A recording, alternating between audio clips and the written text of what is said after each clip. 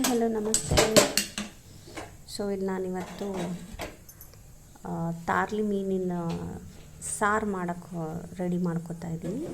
So ಫಸ್ಟಿಗೆ ಇಲ್ಲಿ ಒಂದು ಮಣ್ಣಿನ ಪಾತ್ರಕ್ಕೆ ಆಯಿಲ್ ಹಾಕ್ಕೊಂಡು ಸ್ವಲ್ಪ ಗ್ರೀನ್ ಚಿಲ್ಲಿ ಹಾಕ್ಕೊಂಡಿದ್ದೇನೆ. ಹಾಗೆಯೇ ಈಚೆ ಮಸಾಲ ರೆಡಿ ಮಾಡ್ಕೋತಾ ಇದ್ದೀನಿ.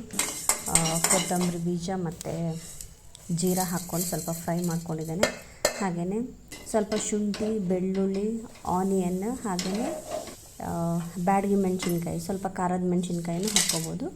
ಹಾಗೆಯೇ ಅದು ಹಾಕ್ಕೊಂಡು ಸ್ವಲ್ಪ ತೆಂಗಿನಕಾಯಿನೂ ಹಾಕ್ಕೊಂಡು ಅದನ್ನು ಫ್ರೈ ಮಾಡಿಕೊಂಡು ಗ್ರೈಂಡ್ ಮಾಡ್ಕೊತಿದ್ದೀನಿ. ಹಾಗೆಯೇ ಗ್ರೈಂಡ್ ಮಾಡುವಾಗಲೇ ಟೊಮೆಟೊ ಮತ್ತೊಂದು ಸ್ವಲ್ಪ ಕೊತ್ತಂಬರಿ ಸೊಪ್ಪು, ಸ್ವಲ್ಪ ಇದು ಟೊಮೆಟೊ ಹುಳಿ ಇಲ್ಲ ಅಂತಂದರೆ ಸಪ್ರೇಟಾಗಿ ಹುಳಿನೂ ಹಾಕ್ಕೋಬೋದು. ನಾನು ಸ್ವಲ್ಪ ಹುಳಿ ಹಿಂಡಿ ಹಾಕ್ಕೊಂಡಿದ್ದೇನೆ ಬೇರೆನೇ, ಅದನ್ನು ತೋರಿಸಿಲ್ಲ ನಾನು.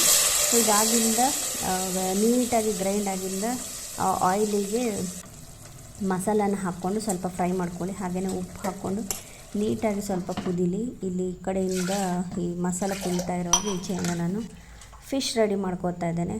ಸೊ ಫಿಶನ್ನು ನೀಟಾಗಿ ತೊಳ್ಕೊಂಡು ನೋಡಿ, ಸಣ್ಣ ಸಣ್ಣದು ತಾರ್ಲಿ ಫಿಶ್. ಇದು ಫ್ರೈ ಕೂಡ ತುಂಬ ಚೆನ್ನಾಗಾಗ್ತದೆ. ಹಾಗೆಯೇ ಇದನ್ನು ನೀಟಾಗಿ ತೊಳ್ಕೊಂಡ್ಮೇಲೆ ಸೊ ಇದೇನು ಮಸಾಲ ಕುದ್ದಿದಲ್ಲ ಅದಕ್ಕೆ ಹಾಕ್ಕೊಂಡು ಸೊ ಇನ್ನೊಂದು 2-3 ಸಲ ನೀಟಾಗಿ ಕುದಿಬೇಕು. ಸೊ ನೀಟಾಗಿ ಕುದ್ಮೇಲೆ ತೆಗೆದೇವಿ. So thank you for watching.